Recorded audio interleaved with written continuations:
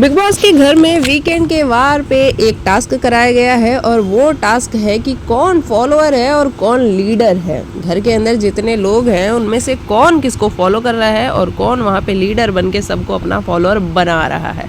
अब ऐसे में जो बहुत सारे लोग हैं उनका ये मानना है कि नीलम जो है वो फॉलोअर है, वो फॉलो करती है, वो कभी कुनिका को फॉलो करती है, कभी वो तान्या को फॉलो करती है, लेकिन खुद का अपना उसका कोई पर्सनल स्टैंड नहीं है, खुद की कोई उसकी वॉइस नहीं है। और इसके बाद नीलम को बहुत बुरा लग रहा होता है कि ये लोग मुझे डे 1 से टारगेट कर रहे हैं, मैं इनसे बात करने जाती हूँ, ये मुझे इग्नोर कर देते हैं, तो मैं क्या करूँ, मैं किस तरीके से इनसे इंटरेक्ट करने की कोशिश करूँ।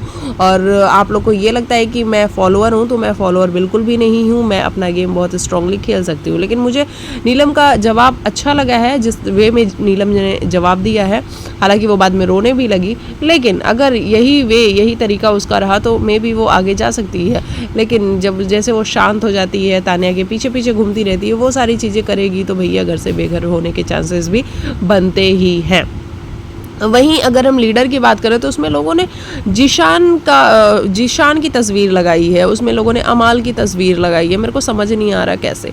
जीशान तो मतलब चलो एक गौरव को टारगेट करने के अलावा पिछले हफ्ते वो किसी चीज़ में नज़र नहीं आया। हाँ, तान्या को ज़रूर वो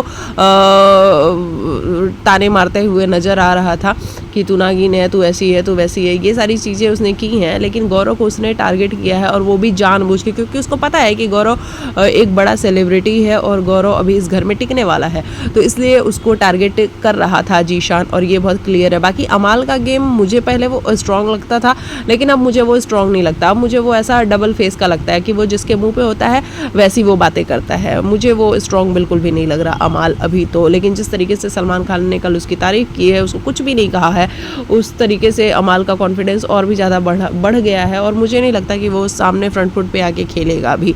वहीं गौरव की जिस तरीके से हर बात में क्लास लगाई गई है कि कुनिका जी ने ऐसा किया था, कुनिका जी को तुमने धोखा दिया, तुम कुनिका जी को बता देते, ये सारी चीज़ें मुझे ऐसा लग रहा है कि गौरव को सिर्फ और सिर्फ टारगेट करने के लिए ही की गई थी।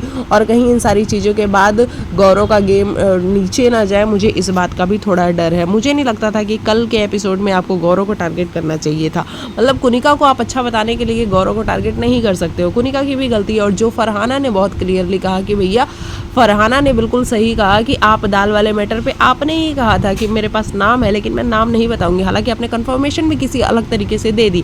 तो ये फरहाना ने करके एक अच्छा जेस्चर दिखाया है गौरव की तरफ, और मुझे लगता है कि गौरव और फरहाना आगे चल के साथ में गेम खेलने वाले हैं, और फरहाना भी काफ़ी अब लाउड होने वाली है, आपको दिखेगा आगे आने वाले एपिसोड्स में। तो चलिए, हम लीडर और फॉलोअर पे थे, तो यहाँ पे जीशान और अमाल की तस्वीर लगाई गई है लीडर वाले बोर्ड पे, और अभिषेक की, नीलम की, आवेश की, इन लोग की तस्वीर लगाई गई है फॉलोअर वाले बोर्ड पे। देखो, अब अभिषेक किस तरीके से फॉलोअर, अभिषेक ने किसको फॉलो किया है? मैंने तो देखा ही नहीं कि अभिषेक ने किसी को फॉलो किया। उसने इंडिविजुअल गेम खेली है, एक हफ्ते वो पूरा अकेला रहा है बंदा, वो रोया भी है अकेले में। हाँ, नगमा और आवेश वहाँ पे ज़रूर थे, उसको तकलीफ हुई है। जिस तरीके से नेहल खाने को लेकर के उसको टारगेट कर रही है, जिस तरीके से कुनिका जी ने बोला कि उसको खाना नहीं देंगी, भाई वो लड़का मुझे काफ़ी सही जाता हुआ नज़र आ रहा है, और मे बी वो आगे आने वाले 1-2 हफ्तों में और निखर के सामने आए। बाकी आप लिखिएगा आपके हिसाब से लीडर कौन है और फॉलोअर कौन है।